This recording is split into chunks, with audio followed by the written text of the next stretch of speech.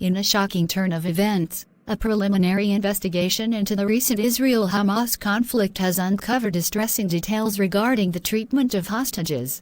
Reports indicate that individuals waving white flags, a universally recognized symbol of surrender and non-hostility, were allegedly shot by Israeli forces. This revelation raises serious concerns about the adherence to international humanitarian laws during the ongoing conflict. The incident underscores the complexities and challenges surrounding the volatile situation in the region, as global attention intensifies on the need for a swift and thorough investigation to ascertain the facts surrounding these tragic events. The military's actions were contrary to the Israeli military's rules of engagement, a preliminary investigation found on Saturday. The deaths highlight the dire risks faced by the remaining hostages. Killing of Israeli hostages by Israel's military alarms families of the abducted. Gaza communications have been nearly blacked out for 2 days. Tensions in Red Sea over Gaza war escalate. The 3 hostages were abducted from Kibbutzim on October 7. Meeting with the Palestinian Authority's leader, a U.S. official says the Palestinian government must be revamped. The deaths highlight the dire risks faced by the remaining hostages.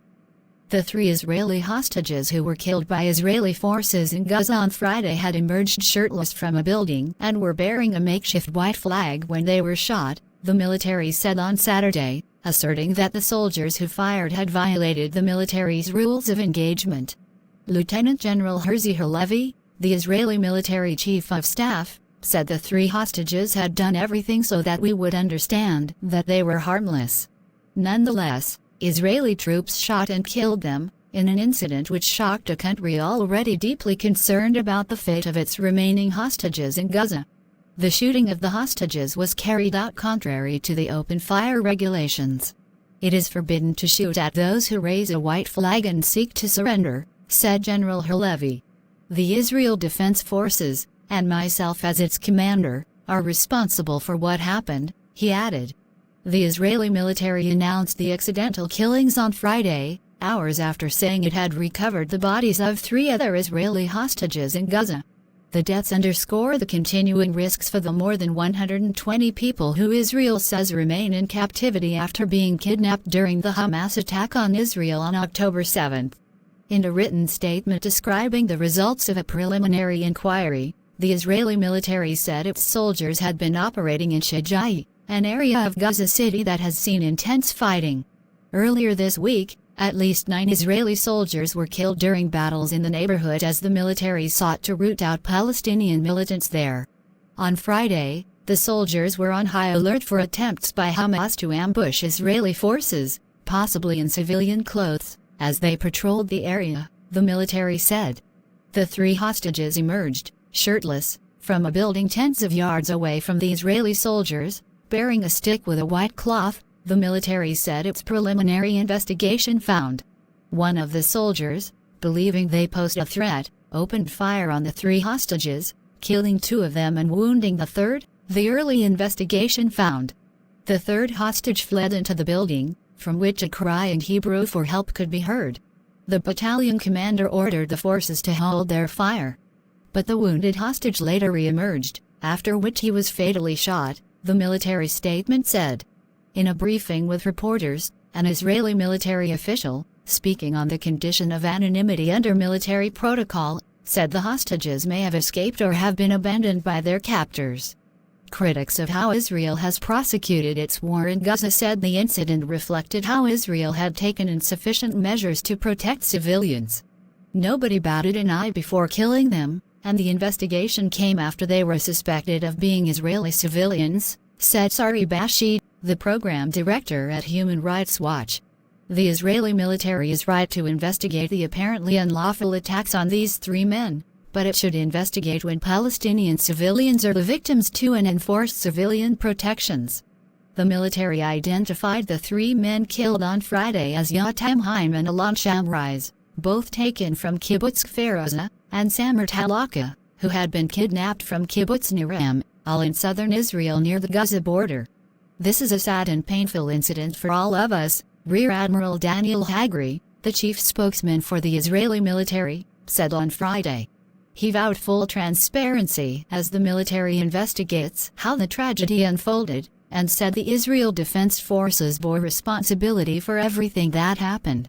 Killing of Israeli hostages by Israel's military alarms families of the abducted. The mistaken killings of 3 Israeli hostages in Gaza by the Israeli military on Friday was a nightmare come true for former hostages and for the families of people still being held by Hamas. Rez Ben-Ami, a former Israeli hostage released by Hamas during a recent truce between the two sides, told demonstrators in Tel Aviv that she had warned government officials during a meeting with Israel's cabinet that the offensive could put the hostages in the crossfire. "I begged the cabinet, and we all warned that the fighting would likely harm the hostages. Unfortunately, I was right," said Ms. Ben-Ami, whose husband Ohad is still being held captive in Gaza. "I survived," she added. "If the agreement to release the hostages had been delayed by a week, I might not be here." Hamas-led fighters abducted over 240 Israelis and foreign nationals, including women, young children and older people, during their October 7 surprise attack, in which Palestinian gunmen overran border communities near Gaza. Roughly 1,200 people in Israel were killed in the assault, according to Israeli officials. More than 80 Israelis, all women and children, and 24 foreign nationals were freed from Gaza as part of a temporary ceasefire agreement between Israel and Hamas in late November. Roughly 240 Palestinian prisoners, all women and children, were released in exchange.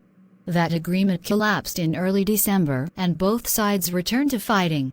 On Friday, the Israeli military announced that its soldiers had killed the 3 hostages, identified as Yotam Haim, Alon Shamrise, and Samir Talaka, in Shajai, northern Gaza. Their deaths stunned the country and provided a stark reminder of the risks the remaining hostages face, as Israel carries out massive airstrikes and a full-scale ground offensive against Hamas. Israeli leaders have said their operation has 2 goals: to topple Hamas and to free the more than 120 hostages who remain captive in Gaza. Top officials, including Benjamin Netanyahu, the Israeli Prime Minister, have insisted that the twin objectives go hand in hand. The families of hostages, however, have called for a new deal to release the hostages as soon as possible. "The hostages are experiencing hell and they are in mortal peril," Ms. Ben-Ami said. "Israel must offer another hostage release deal and get the international community to back it." Itzik Horn, whose children Eitan, 37, and Yair, 45, were abducted from Kibbutz Nir Oz, said the Israeli military's killing of the hostages reinforced his belief that Israel must immediately reach a deal to free all the captives, even if it means releasing Palestinians being held in Israeli jails on terrorism charges. "Let them free all the Palestinian prisoners we have here, all the terrorists, what do I care?" Mr. Horn said in an interview. "The most important thing isn't to defeat Hamas. The only victory here is to bring back all the hostages."